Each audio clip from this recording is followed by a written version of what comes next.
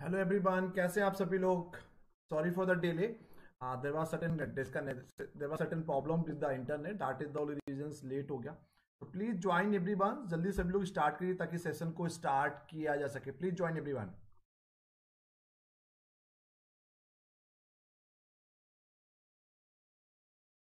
Very good evening everyone, कैसे हैं आप सभी लोग। जल्दी सभी लोग ज्वाइन करिए, सेशन को स्टार्ट किया जा सके।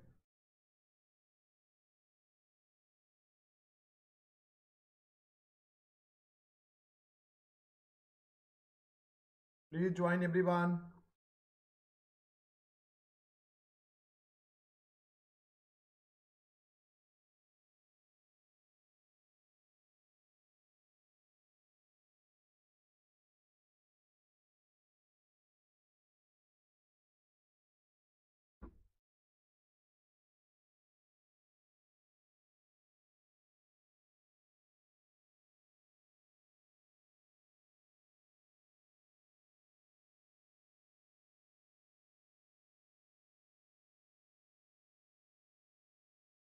Please everyone join so we can start the today's class. हम लोगों ने कलेक्शन ऑफ डेटा तक ही कंप्लीट कर लिया था। आज हम लोग बात करेंगे सैम्पलिंग की।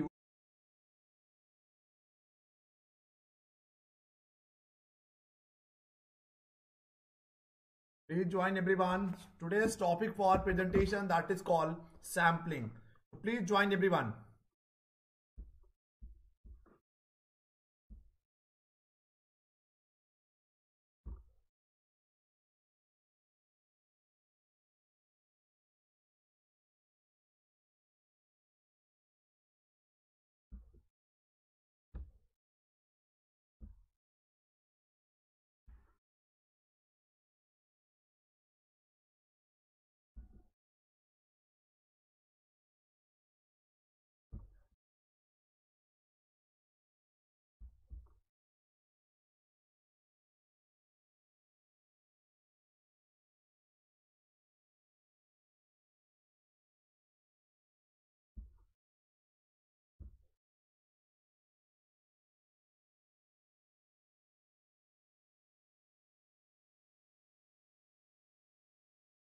We are waiting for another 1 minute. Otherwise, we'll start with the topic that is all about the sampling की हम लोग बात करेंगे.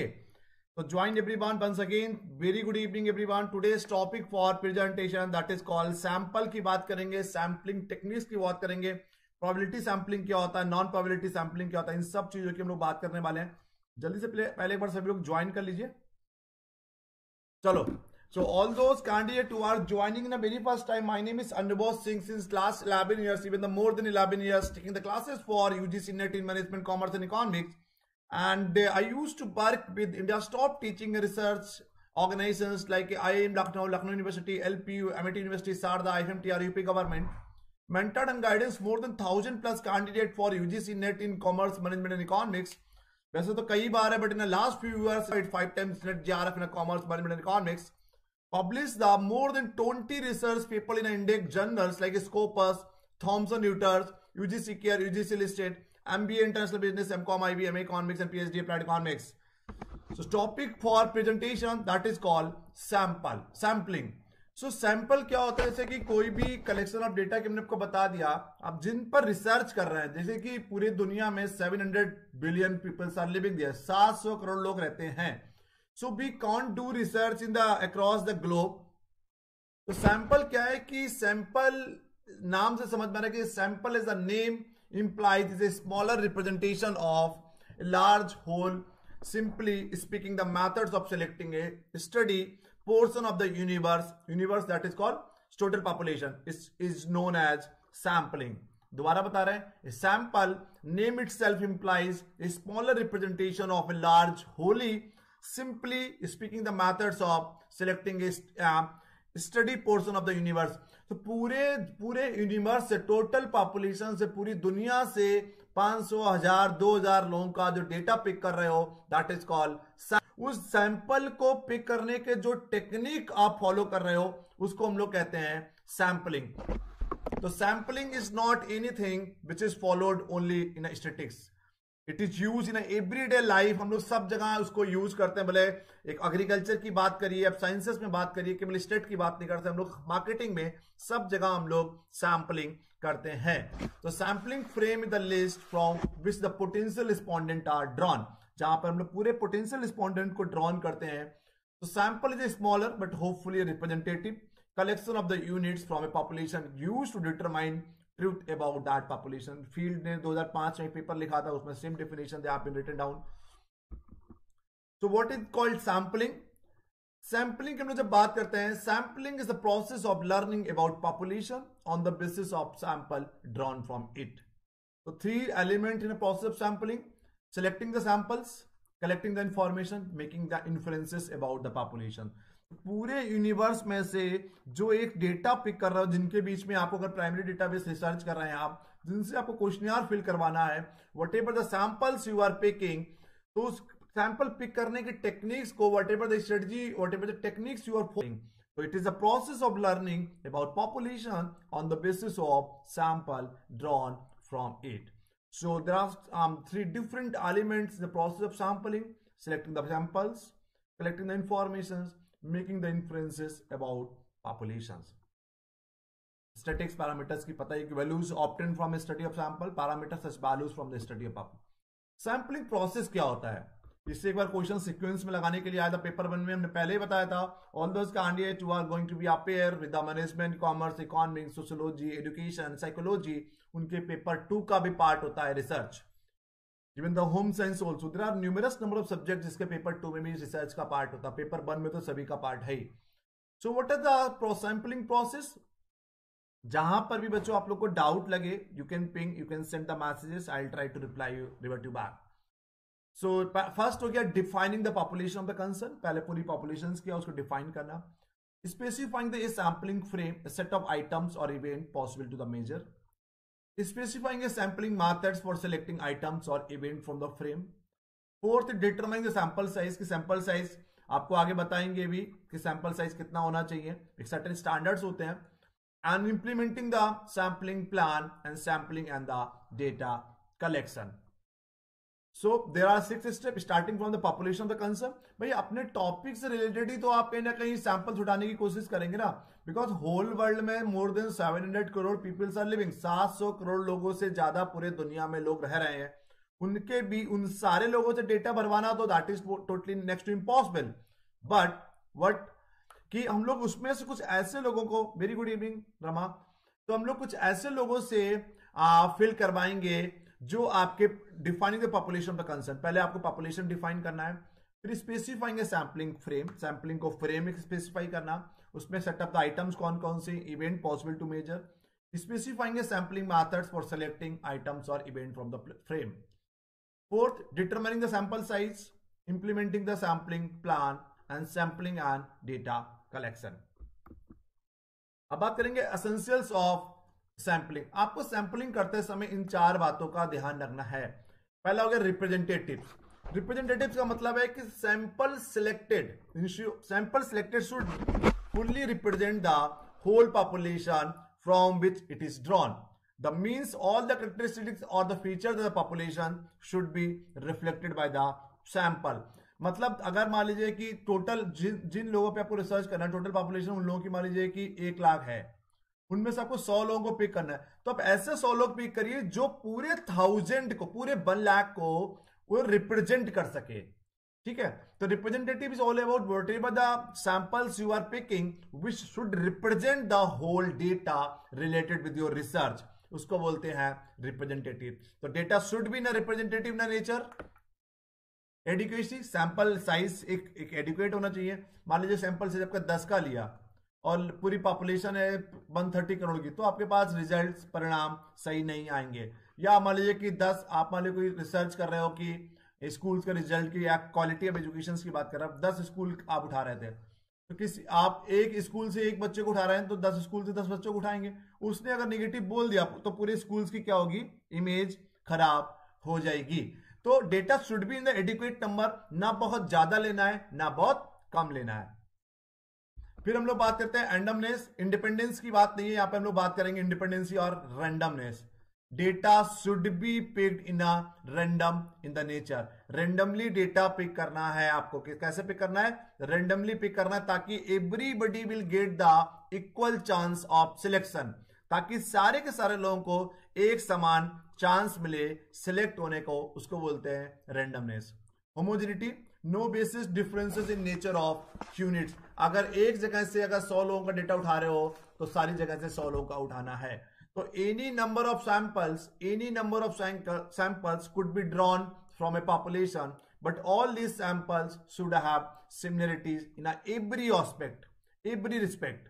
This is supposed to a researcher, suppose that selecting the 1000 people from Madras, 1000 people from Calcutta, 1000 people from Mumbai, 1000 people from Delhi. तो अगर metro cities पर research कर रहा है, 4000 का सैंपल साइज, चारों से मेट्रो सिटी से 1000 का पॉपुलेशन छुट्टी है on the basis of the common characteristics of the population. तो इन चार चीजों को दिमाग में रखना है आपको, representative, adequacy, randomness and homogeneity. अब सैंपलिंग का मेथड्स क्या होता है वो भी बताएंगे। उससे पहले हम लोग बात करते हैं कि what are the merits of और डिमेरिट्स ऑफ सैंपलिंग। सैंपलिंग के फायदा क्या होता है और सैंपलिंग का नुकसान क्या होता है। सैंपलिंग का फायदा ये होता है कि लेसर टाइम यूज होता है। Sampling methods requires the lesser time as only part of the universe is included for the data collection. तो पूरे यूनिवर्स को हम लोग पिक नहीं कर सकते, तो part of the universe we will picked up for your data collection. Since only a part of the universe is included for the data collection, the cost incurred will also be less.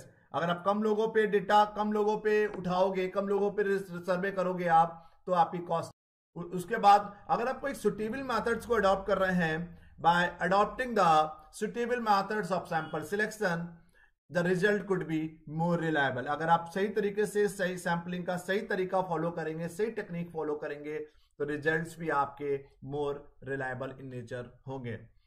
Sampling method is more frequently use by testing the accuracy of information collect. सही तरीके से choose नहीं किया है तो findings भी हमारी misguide करेंगी।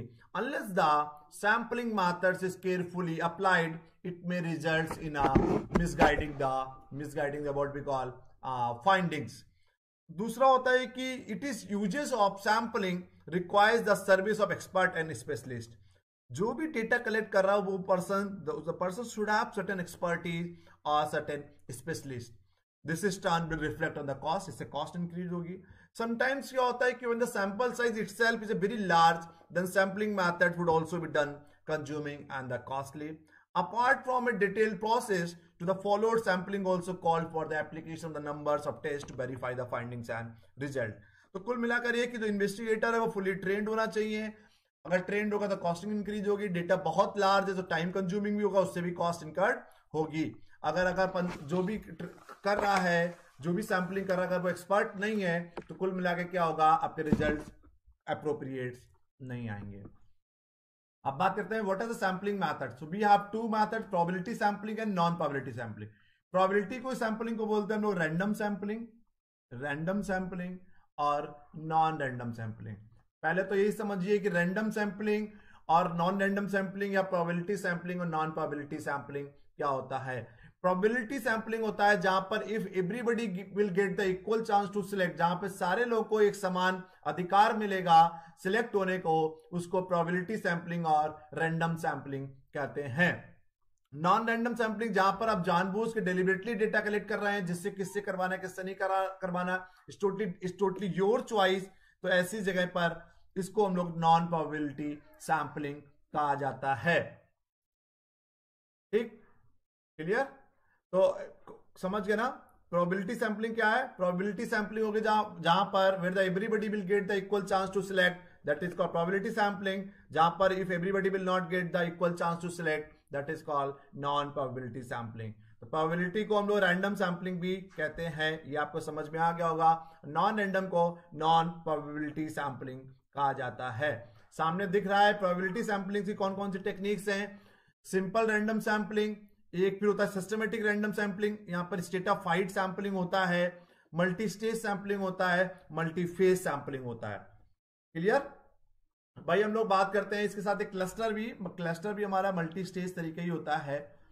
और यहां पर नॉन प्रोबेबिलिटी की बात करें, जजमेंटल सैंपलिंग हमने आपको बताया, quota sampling, convenience sampling, snowball sampling, sequential sampling होती है। ये सारी टेक्निक्स हमारी नॉन प्रोबेबिलिटी सैंपलिंग्स में होता है। यहां पर हम लोग पर्पसिव सैंपलिंग भी बोल सकते हैं, purposive sampling, POSIV, purposive sampling भी होती है। तो एक एक करके हम सब बताएंगे। पहला हम लोग बात कर रहे हैं नॉन प्रोबेबिलिटी सैंपलिंग्स में। पहला judgement sampling, judgemental sampling, judgemental, purposive और डेलिबरेटली सैंपलिंग ऑलमोस्ट तीनों सेम होती है। इसमें हम लोग अपने on the basis of your judgement के बेसिस जब डेटा फिल करवाते हैं उसको जजमेंटल सैंपलिंग कहते हैं। It's totally depend exclusively on the judgement of the investigator. जो इन्वेस्टिगेटर है, जो रिसर्चर है, उसके जजमेंट पे आप पूरा डिपेंड करता है किससे डेटा भरवाना है, किससे डेटा नहीं भरवाना है। तो उसको जजमेंटल सैंपलिंग कहते हैं। मान लो कोई सर्वे कर रहे हैं, अब आप चुन चुन के अगर नाम पूछ पूछ के या कोई उसकी क्वालिफिकेशन पूछ पूछ के अगर कोई भरवाएंगे आप डेटा, तो कहीं भी परिणाम एप्रोप्रिएट नहीं आएंगे। Sample selected which investigators think so be most typically of the universe. देखिए हम लोग नॉन प्रोबेबिलिटी सैंपलिंग क्यों यूज करते हैं? एक तो इसलिए यूज करते हैं कि डेटा को आप मैनिपुलेट करना चाहते हैं, जो आपकी नल हाइपोथेसिस है उसको एक्सेप्ट कराना चाहते हो, जानबूझ के वही परिणाम निकालना चाहते हो जो आप सोच के रखे हुए हो। इसीलिए हम लोग कभी कभार मैक्सिमम टाइम इसीलिए हम लोग क्या करते हैं, नॉन प्रोबेबिलिटी सैंपलिंग यूज करते हैं। जजमेंटल की मेरिट्स क्या होती है? Small number of sampling units होता है। Study unknown trades, case sampling की बात करते हैं। Urgent public policy and business decision, आपको तुरंत कोई पब्लिक पॉलिसी का डिसीजन लेना है, बिजनेस डिसीजन लेना है, ऐसी जगह पर मेरिट इसका यूज करते हैं। Personal prejudice and biasness, biasness तो आई जाएगी। No objective way of evaluating reliability of the result, results का, परिणाम का कोई भी रिलायबिलिटी चेक नहीं कर सकते। कन्वीनियंस सैंपलिंग, अपनी कन्वीनियंस के accordingly. Convenience samples unit selected neither by probability nor by the judgment. Merits useful in a pilot study. Demerits result usually biased and unsatisfactory.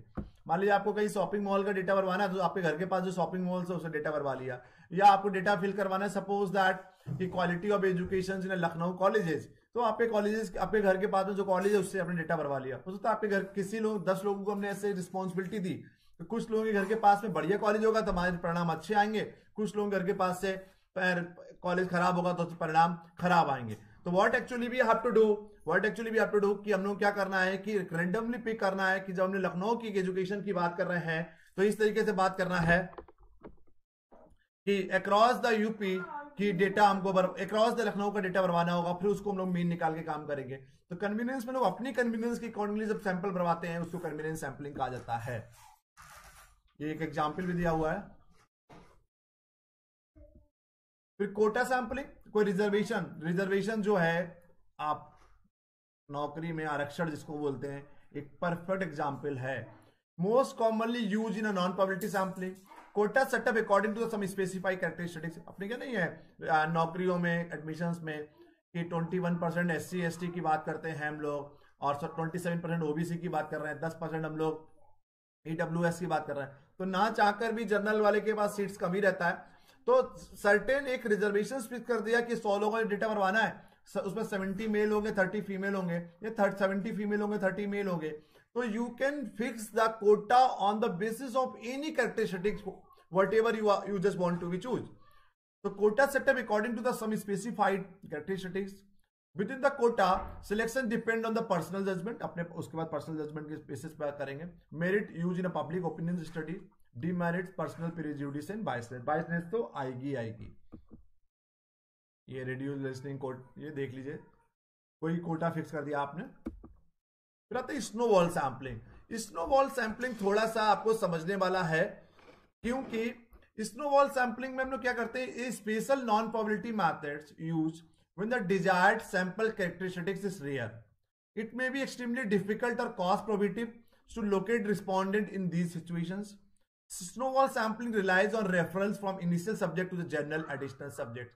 मतलब आपने 10 लोगों को जिम्मेदारी देती कि अगर, जैसे ही बड़ा कॉमन एग्जांपल हम देते हैं कि you just want to do certain research on the कि all those persons who are taking the drugs. हम ऐसे लोगों पर रिसर्च करना चाह रहे हैं जिनकी जो ड्रग्स लेते हैं उनकी साइकोलॉजी क्या है।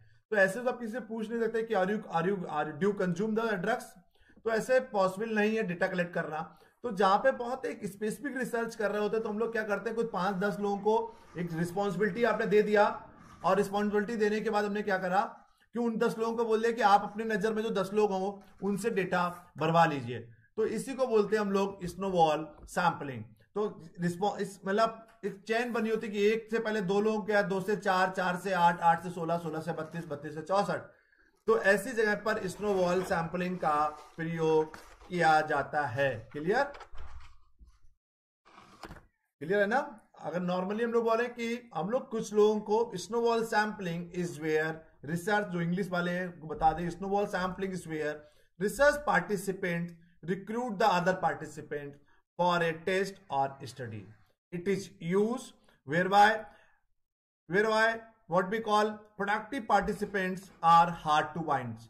जो भी हमारे पोटेंशियल या प्रोडक्टिव पार्टिसिपेंट या पोटेंशियल पार्टिसिपेंट होते हैं वो बहुत मुश्किल से मिलते हैं।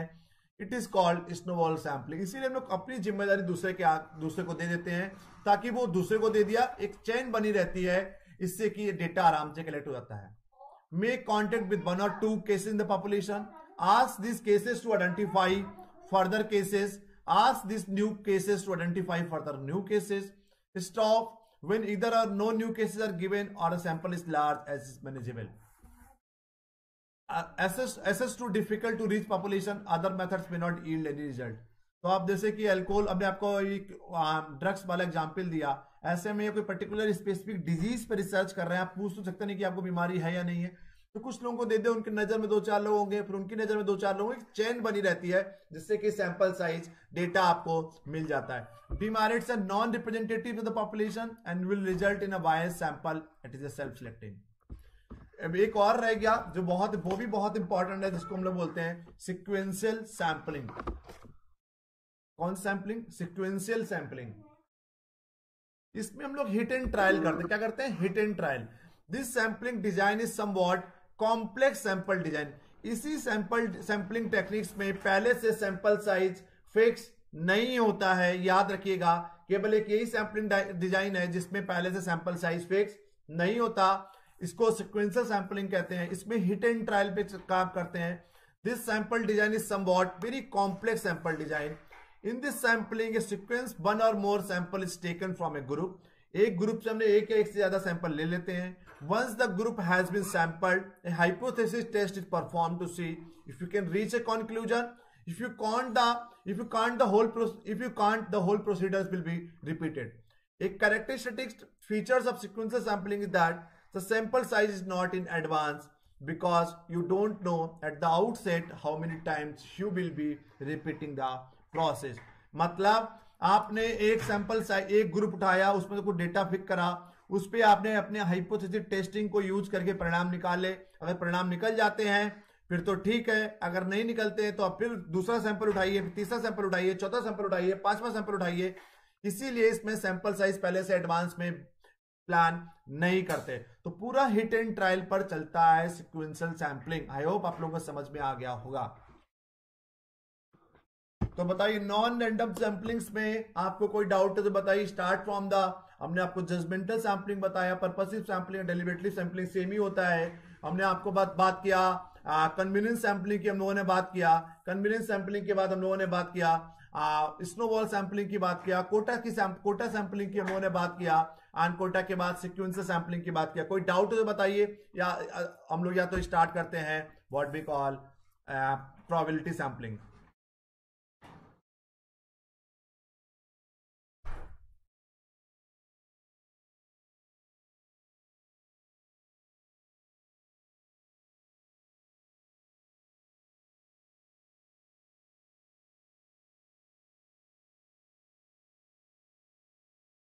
कोई डाउट हो तो प्लीज बताइए।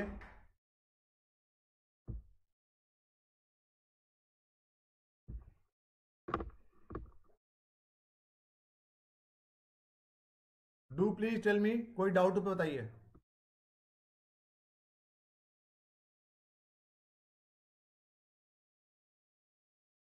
जल्दी से बताइए, फिर हम लोग अदरवाइज नॉन प्रोबेबिलिटी सैंपलिंग खत्म हो गई है, प्रोबेबिलिटी सैंपलिंग या रैंडम सैंपलिंग हम लोग स्टार्ट करते हैं। जल्दी बताइए।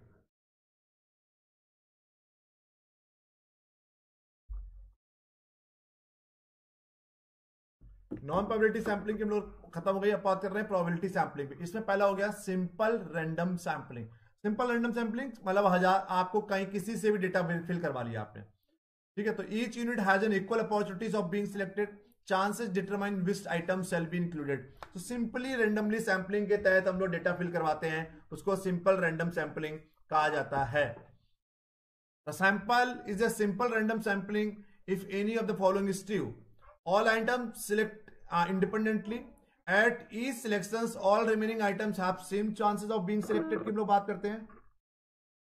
अगर रमा स्नोबॉल सैंपलिंग होता है, अगर मान लीजिए आप ऐसी जगह पर रिसर्च कर रहे हो कि इस टॉपिक पर रिसर्च कर रहे हैं, वो ड्रग्स वाला एग्जांपल याद रखिए कि आपको कि जो ड्रग्स लेते हैं उनकी साइकोलॉजी कैसी होती है। तो आप तो ऐसे अगर 100 लोगों से आपको भरवाना है, तो आप ऐसे कैसे 100 लोगों से डेटा भरवाएंगे? पूछेंगे तो वही नहीं किसी से कि आप ड्रग्स लेते हैं या नहीं लेते, कोई बताएगा भी नहीं।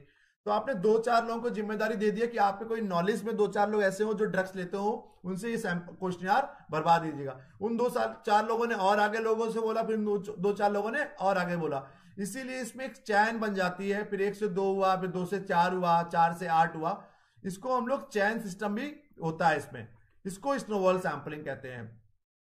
It may be extremely difficult, हमने बताया भी कि snowball sampling is where research participant recruit, other लोगों को रिक्रूट करते हैं, participant recruit other participant for test और study. It is use where the potential participants are very hard to find. जब पोटेंशियल पार्टिसिपेंट बहुत मुश्किल से मिलते हैं, तो हम कुछ लोगों को जिम्मेदारी देते हैं कि आप मेरे बिहाफ पर डेटा फिल करवा दीजिए। अब अगली बात करते हैं, सिंपल रैंडम हो गया। लॉटरी मेथड पता ही है कि लॉटरी निकालने वाला कि ये कोई सिंपल है। सिंपल रैंडम का नो पर्सनल बायसनेस कुछ नहीं होता उसमें। Sample more representative of population एक सैंपल हमारे बहुत अच्छा होता है। Accuracy can be assessed as sampling errors following principle of chances. Requires completely catalogue universe, catalogued universe होगा पूरी तरह से। एक अब यूनिवर्स बटा हुआ होना चाहिए अलग अलग चीजों में, जिस चीज पे आप रिसर्च कर रहे हैं। कैटेगोरिकल डेटा अलग अलग हो लगा, तो आप आराम से सिंपल रैंडम सैंपलिंग यूज कर सकते हैं। तो सिंपल रैंडम सैंपलिंग का मतलब है किसी से भी डेटा भरवा ले रहे हैं without asking their name, their आपका रिलीजन, किसी भी चीज बिना पूछे आप किसी से भी जब डेटा बिल करवाते हैं, उसको बोलते हैं सिंपल रैंडम। सिंपल रैंडम के बाद आगे अभी एक और है, अभी systematic random sampling. Systematic random sampling, इसमें क्या करते हैं कि जैसे कि एग्जाम्पल समझिए, सिंपल रैंडम का एग्जाम्पल समझिए कि एक स्कूल में 1000 बच्चे हैं, 1000 बच्चे हैं, आपको 100 लोगों से डेटा भरवाना है, तो आपने किसी भी 100 बच्चों से डेटा भरवा लिया।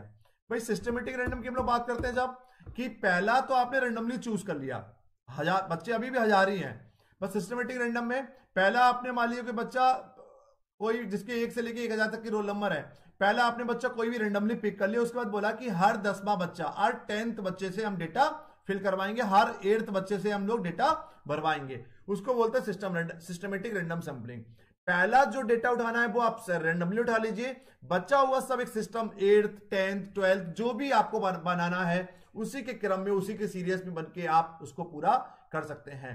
तो selecting the first unit at a random, देखिए लिखा भी है, selecting additional unit at a evenly space interval, आप किसी भी तरीके से, clear.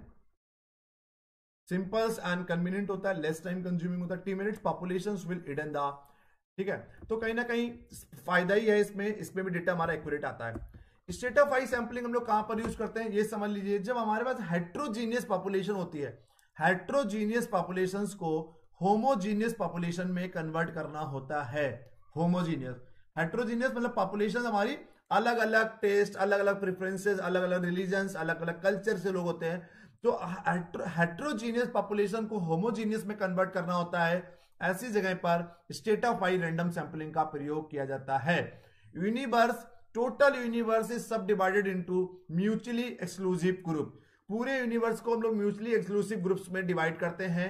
A simple random sampling is then chosen independently from each group. तो आपने पहले हेट्रोजीनियस को होमोजीनियस में कन्वर्ट कर दिया और on the basis of common characteristics के बेसिस पर डिफरेंट आपने स्टेटा बना दिए।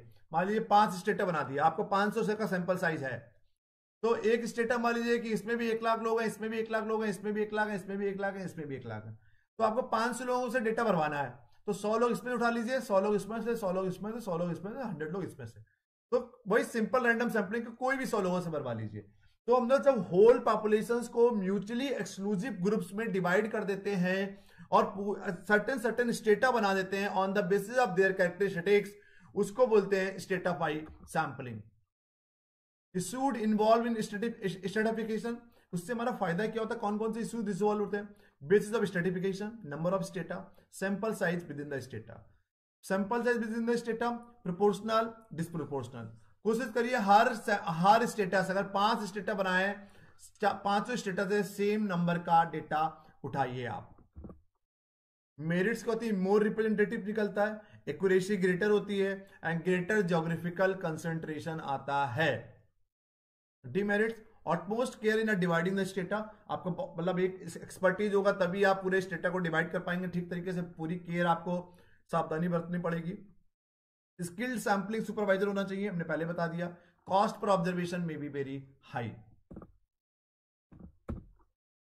Cluster is again sampling technique in which the entire population of the interest is divided into a group or clusters and a random samples of these clusters is selected. Each cluster must be mutually exclusive and together the clusters must include the entire population. तो cluster और multi-stage sampling, multi-stage और cluster somehow एक जैसी होती है। After the clusters are selected, then all units within the clusters are selected. No units from non-selected clusters are included in the sample. तो cluster sampling आपको common पे अपने certain, यहां पर हेट्रोजीनियस होमोजीनियस से मतलब नहीं है, पूरी पॉपुलेशंस को सर्टेन आप on the basis of different interest के बेसिस पर क्लासिफाई कर देते हैं। Most economical form of sampling, सबसे सस्ता फॉर्म ऑफ सैंपलिंग है। Largest sample for a similar fix cost, less time for listing and implementation, reduce the travel and other administrative costs. Demerits may not reflect the diversity of the community. Diversity नहीं दिखेगी क्योंकि आपने पहले से ही अलग अलग characteristics के basis पे आपने पहले से क्या करा है, एक क्लस्टर बना लिया है, तो डाइवर्सिटी नहीं दिखेगी आपको। Standard errors of the estimate are high compare to the other sampling design with the sample size. Multi stage क्या होता है, हमने पूरे डेटा को डिफरेंट स्टेजेस में बांट लेते हैं। जैसे कि आपने इनकम ग्रुप से बांट लिया कि 0 से 2.5 लाख वाला एक इनकम में आएगा, 2.5 से 5 लाख वाले एक में, 5 से 10 वाला एक, 10 से 20 में एक। तो sampling process carried out in various stages. आप इनकम ग्रुप से, आप एज ग्रुप से बना लेते हैं, मतलब 18 साल से आप 60 साल के बीच में रिसर्च कर रहे हैं, तो हमने 18 से 25 का एक ग्रुप बना लिया, 25 से 35 का एक, 35 से 45 एक, 45 से 55 एक, 55 से ऊपर सब एक। तो हम लोग किसी भी बेसिस पर सर्टेन स्टेजेस बना लेते हैं। तो multi stage sampling an effective strategy because it banks और multiple randomization. It is used frequently when a complete list of all members of the population does not exist and is inappropriate. भाई stage 1, stage 2, stage 3, stage 4, हम लोग इसमें stage 1 में countries हो गई, stage 2 में segment हो गई, स्टेज 3 में हाउस होल्ड हो गई, स्टेज 4 में इंडिविजुअल। तो किसी के बेसिस पर आप लोग क्या कर सकते हैं, उसको आप सर्टेन पॉपुलेशंस को डिवाइड कर लेते हैं। फिर एक होती है मल्टी फेज सैंपलिंग होती है जब हम लोग डेटा डिफरेंट फेजेस में कलेक्ट करते हैं। देखिए हमने इसीलिए आपको पहले दिन बताया था रिसर्च को, अगर आप पूरी रिसर्च पढ़ने के बाद अगर पूरी रिसर्च को आप इंटर रिलेट कर पाते हो कि कौन सी चीज कहां पर लगेगी, कौन सी रिसर्च डिजाइन यूज होगी, आपकी कलेक्शन ऑफ डेटा कौन सा मेथड यूज होगा, कोरिलेशंस की टेक्निक कौन सी लगेगी, पैरामेट्रिक टेस्ट लगेगा, नॉन पैरामेट्रिक टेस्ट लगेगा, सैंपलिंग कौन सा होगा, स्केलिंग कौन सा होगा। अगर at the end of the my lectures, अगर आप 12-15 लेक्चर लेने के बाद अगर सब कुछ समझ जाते हो तभी समझ लीजिए कि आपको रिसर्च समझ में आई। सारे इंडिविजुअल टॉपिक पढ़ के आप पास तो हो सकते हो लेकिन रिसर्च समझ में नहीं आया। हमने आपको बताया था डिस्क्रिप्टिव रिसर्च में अगर आप डायनेमिक रिसर्च कर रहे हो तो आपको डेटा मल्टी फेज सैंपलिंग में यूज करना पड़ेगा। मल्टी स्टेज नहीं, मल्टी फेज, वो इस नोट्स में लिखी नहीं है। मल्टी फेज सैंपलिंग जैसे कि मान लीजिए एग्जांपल दे रहे हैं, कोई मेडिसिन है, मेडिसिन का इंपैक्ट देखना है एक मरीज पे, तो डॉक्टर ने बोला कि आपको पहले 8 दिन की खाइए, फिर 15 दिन की खाइए, फिर 30 दिन, फिर 45 दिन। अब सोचो कि आप एक बार उसको दवा दें डॉक्टर पेशेंट को, उसका फिर इंपैक्ट देख लें तो परिणाम निकल के नहीं आएंगे। तो आपको परिणाम निकालने के लिए आपको डिफरेंट फेजेस में डेटा कलेक्ट करना पड़ेगा, डिफरेंट फेजेस में आपको उसके टेस्ट करने पड़ेंगे, तब ठीक से परिणाम निकल के आएंगे। जैसे कि हम लोग बात करें कि impact of central government scheme on the poverty alleviation, केंद्र सरकार की योजनाओं का गरीबी हटाओ पे क्या प्रभाव पड़ा 2014 से लेकर अभी तक। तो एक साल का डेटा आपने ले लिया केवल, वो तो हमारी स्टैटिक स्टडी हो गई। तो डायनेमिक तभी होगी हम हर साल का डेटा ले रहे हैं, उस डेटा लेने के बाद 7-8 साल का डेटा लिया आपने, हर बार सैंपलिंग करके डेटा लिया, उसके बाद परिणाम निकालते हैं, तब आपके कहीं अप्रोप्रिएट रिजल्ट निकल के आएंगे। तो मल्टीफेज सैंपलिंग का मतलब डेटा हमारा जो लॉन्गिट्यूडनल है या क्रॉस सेक्शनल डेटा है, जब एक 5 साल 10 साल की रिसर्च कर रहे हैं हम, और रिसर्च हमारी पूरी डायनेमिक इन द नेचर है, तो what actually we have to do, we have to be gone through the multi phase sampling. तो this is all about the today's lecture. Anyone is having any doubt please do tell मी।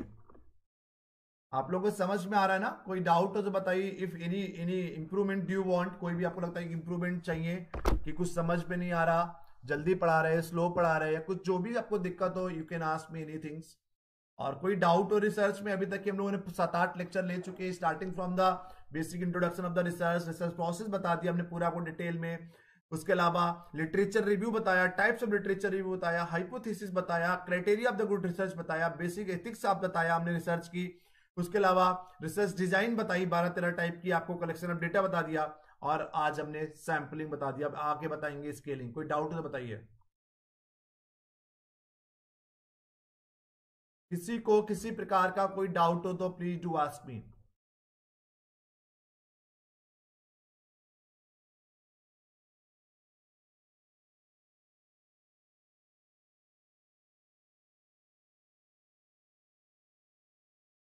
किसी को किसी प्रकार का कोई doubt हो तो you can ask बेटा, आप लोग पूछ सकते हैं कोई डाउट हो तो।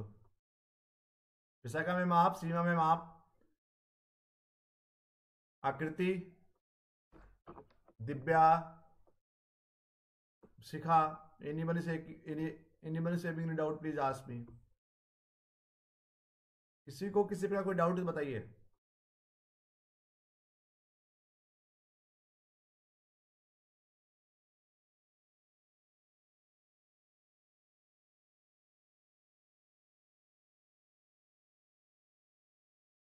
जल्दी से बताइए कोई डाउट हो तो, अदरवाइज हम लोग आज से क्लास कंक्लूड करें, और we will meet you probably by now Monday. Tomorrow is Christmas, so in merry Christmas in advance, और वी विल और बी केयरफुल। और वैसे कोरोना आपको पता है कि दोबारा आने लगा है। तो once again thank you so much for joining, be take care, good bye, we will meet you probably by the on Monday, ठीक है? एंड तब तक के लिए टेक केयर, गुड बाय।